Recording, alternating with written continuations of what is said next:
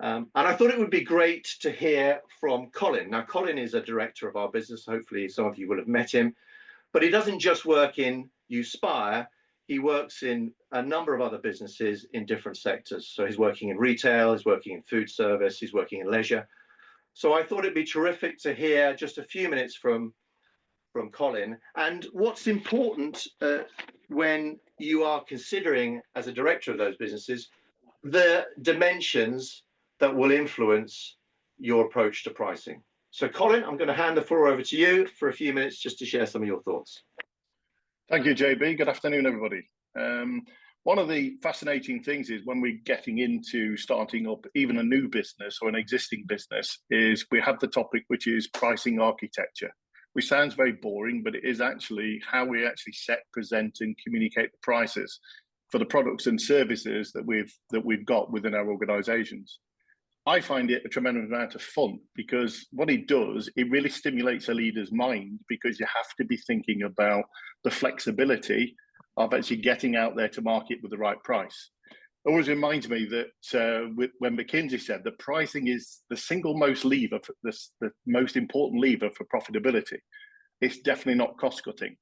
So whenever you've got a business in a crisis, the other important thing is to sit and discuss how pricing architecture can actually help you out of a very difficult situation.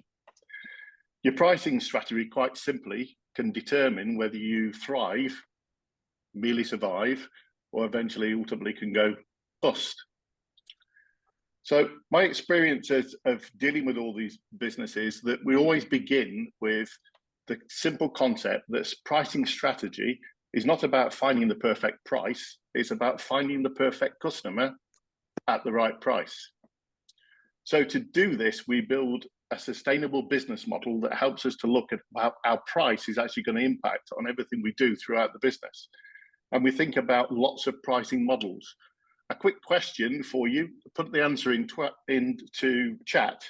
How many pricing models do you think actually exist that are known to exist, different pricing models for different industries and different sectors? Please put the answer into chat.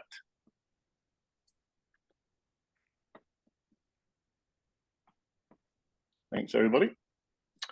The correct answer is there's actually over 30, although they are broken down into 7 different categories, and I can talk to you briefly about that in a moment. But one of the things that we've also learned is that good pricing is a combination of actually data-driven decisions as well as human psychology. So whenever we're thinking about a new business startup, an existing business, we look at how people's behavior continues to change in the marketplace. Because the moment you make a mistake in pricing, you're not just eating into your reputation, you're obviously also eating into your profits, which can have a dramatic impact on everything we do. So pricing, I would suggest to you, whenever you're looking at your business, is not a one-time decision. It's a journey to capture value, and it's a dynamic feature that you must be looking at continuously. There are numerous pricing models that I've talked about. I'll probably give you a flavor of the 7 sort of categories they broadly come into. And we look at all of these things, which is cost-based pricing models, value-based pricing models, market-based, psychological pricing, subscription and usage pricing, sector-driven, and there's lots of new, very fascinating sort of emerging niche-based pricing models. So if I touch on a few which tend to get used in business I'm involved in, firstly, we've got the freemium model. So one of my investments, which is a company called Viper, set out with a technology platform. Nobody really knew what we did. So the first thing we had to do was to try and stimulate usage. So we went out with an opportunity for everybody to use our platform free, just to try it, to see what benefits it would bring to their business. What that then did was stimulate sufficient sort of interest in the product because people started to see the benefit, that we were able then to combine new features and create opportunities for people to unlock things like pricing steers, which we charge an extra premium for. So as they go through the journey of getting the product free, you're actually unlocking different sort of pricing products that people, if they're getting very familiar and liking the product, tend to buy into. The other one, because I'm involved in the fashion industry, which is fascinating, is the whole concept of high-low, which is all about creating desire. And one of the businesses I always admire is Zara, that are doing an incredible job. And you probably don't know that most of Zara's profits are made about 26 weeks of the year. So what happens is new styles come to the market, they milk desire, create FOMO. So everybody goes in because they want the new look. And towards the end, they clear the remainder at cost. But all the profit is made in those first few weeks of actually launching something new into the season at its highest possible price. The other one we've used effectively in health and beauty is penetration pricing, where we started at a very low price because we needed to gain entry into the product, and gradually built loyalty. That loyalty enables us to upgrade the look, the packaging, the feel, and we gradually increase the price because we built up sufficient loyalty to the product. The other one, which I always like to look at, is the value of premium brands. So you never see a Louis Vuitton bag that's actually on a discount.